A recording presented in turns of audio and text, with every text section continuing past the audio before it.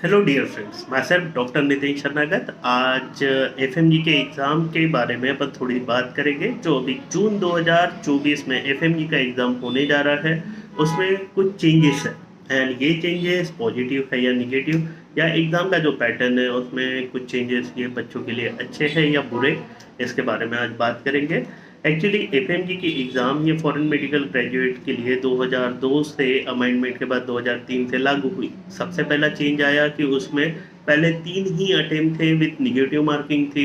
फिर उसमें कोर्ट में पिटिशन डाल के फिर उसे चेंज किया गया। तो उसके बाद unlimited attempt, no negative marking, ये पहला पॉइंट था। उसके बाद 2 पेपर होते हैं।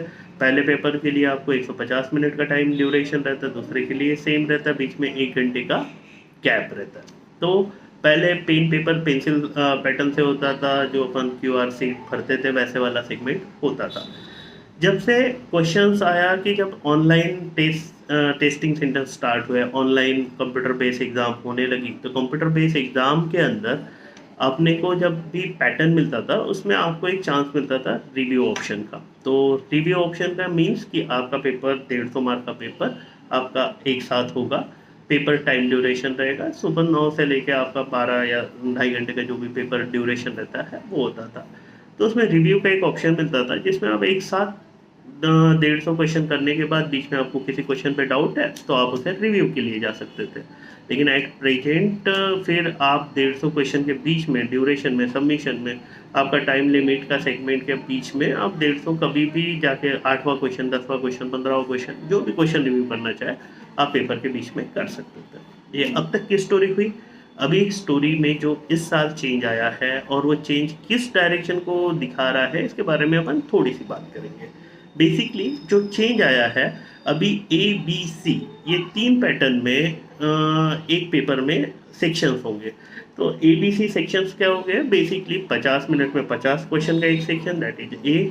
50 मिनट में 50 दूसरे क्वेश्चन का सेक्शन बी, एंड 50 मिनट में 50 तीसरे क्वेश्चन का सेक्शन, यानी 150 मिनट एंड आपके लिए 150 क्वेश्चन। इस हिसाब से आपका 50-50-50 का सेगमेंट रहेगा। इसका ड्रॉबैक बच्चे ये बोल रहे हैं कि सर एक्चुअली अगर 50 क्वेश्चन सबमिट हो जाएंगे वो ऑटोमेटिक ऑटो सबमिशन है, यानी आपने 50 कर लिए और आपका 50 मिनट हो गए तो आप फिर दूसरे सेक्शन बी में चले जाओगे, आपको 50 रिव्यू करने नहीं मिलेगा। यानी वो पुराने 50 हो गया, वो सबमिट हो गया। उसके बाद आप अगले 50 के लिए जाओगे और उसके बाद आपका अगला 50 कंप्लीट हो गया, थर्ड स्टेप में जाओगे। तो इसमें बच्चों का ये है कि इसमें तो बहुत ज़्यादा नुकसान हो जाएगा, हम रिव्यू नहीं कर पाएंगे। एक बार छूट गया वो छूट गया, पैनिक अटैक आ गया तो हम पैनिक कंडीशन में क्या करेंगे। तो इसके लिए कुछ पॉजिटिव पॉइंट्स मैं अपने तरफ से बताना चाहता हूँ कि ये पैटर्न जो है वो INR CET में होता है, एम्स के एग्ज़ाम में सेम पैटर्न फॉलो होता है। And very soon next year से 2025 से नेक्स्ट एग्ज़ाम आ रही है। मीन्स कि अभी जो बच्चे डिग्री लेंगे अब्रॉड से पास होते हुए, वो सबसे लकीस्ट बैच मानी जा सकती है, क्योंकि उसके बाद वाले बैच से नेक्स्ट चालू हो जाएगी। तो ये इम्प्रूवमेंट ऑफ पॉइंट में 50-50 का सेगमेंट का आपका नुकसान क्या है और फ़ायदा क्या है। नुकसान ये है कि पहले अपन नुकसान जान लेते हैं कि बच्चे जो कंप्लेंट बोल रहे हैं कि हमें पुराने रिव्यू करने नहीं मिलेंगे या फिर बाकी चीज़ें नहीं मिलेंगी। तो दोस्त, एक बात है, जब भी हम रिव्यू करते हैं हम मैक्सिमम मिस्टेक करते हैं, क्योंकि हम आंसर चेंज करते हैं और सेकंड थॉट में आते हैं, और second thought most of the time wrong रहता है। तो ये पॉजिटिव मानो या निगेटिव मानो, एक चीज़ रहेगी। सेकेंडली आपको MCQ 50 ही रहेंगे। जैसे आप कस्टम मॉडल लगाते हो, तो कस्टम मॉडल बेसिकली आप जो भी प्लेटफॉर्म का यूज़ करते हो उसमें 50 क्वेश्चन सॉल्व करने में आपको ज़्यादा डिफिकल्टी नहीं आती है। एंड सेकेंडली आप एक साथ 150 क्वेश्चन करने बैठते हो तो एक पर्टिकुलर टाइम के बाद आपका मेन ब्रेन फ्रस्ट्रेट हो जाता है। ऐसा नहीं है कि आपका पेपर टाइम ड्यूरेशन कुछ चेंज हो रहा है, 50-50 के बीच में ब्रेक मिल रहा है, but it is the time you get a new refreshment and pump up for the next 50 question. तो इट विल बी बेनिफिशियरी।